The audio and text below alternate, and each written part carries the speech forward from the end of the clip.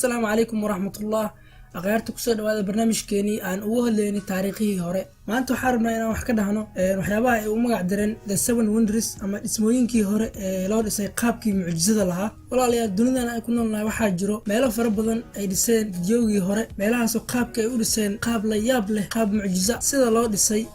meelahaas aan idiin soo sheegay walaa waxaa ka mid ah Great Pyramid of Giza ama ahraamka weyn ee Giza ee ku yaalo wadanka Masar gaar ahaan caasimadda Qaahira waana midka ugu qadiimsan toddoba mucjiso ee lagu arkay dhulka aynu ku noolnahay waxaana la dhisay muddadii faraaciintii hore ee ka talin jiray wadanka Masar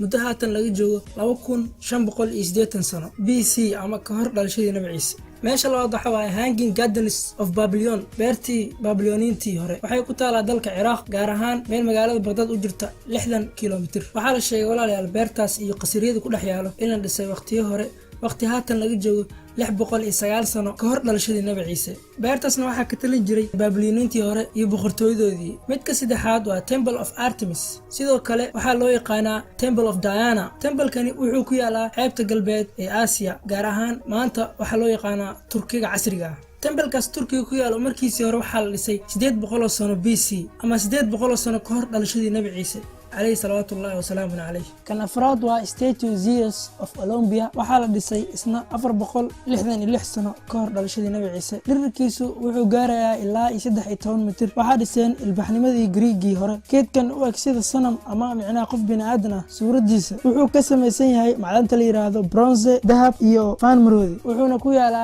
مقالة عاصمة دواه دالك غريقا إي أثنس هالكا كان شنات وي هاي موزليوم أتهالي كارنساس سيغانا وحال لسي 350 sano ka hor dhalashadii Nabi Ciise dhererka joogiisu waa ilaa 45 mitir waxay ku taalaa dalka Turkiga laakiin qoraalada qaar ayaa waxay leeyihiin muslimkan in uu burburiyay dhulgariir meesha ka dhacay qoraalada qaarna waxay leeyihiin waxa isticmaalay dhagaxyadii uu ka dhisnaa dadyoga meesha degan si ay guri ugu dhistaan Classes of Rhodes waa midka lixaad wuxuu ku yaalaa mid ka mid ah jasiiradaha Greega waxaana la dhisay 292 sano ka hor dhalashadii Nabi Ciise عليه صلوات الله وسلامه عليه لكن اسنا waxa burburiyay dhulgariiradii weynaa ee dhulkaas ka dhici jiray jasiiradahaas Greega kan toddobaad ee ugu dambeeya waa The Lighthouse of Alexandria ama musawicii weynaa ee Alexandria ku yaalay Alexandria oo ah magaalooyinka dunidan aynu saarana ugu qadiimsan xiliyada waxa ka talin jiray faraaciintii hore musawacaas ama nalkaas weyn waxa dhisay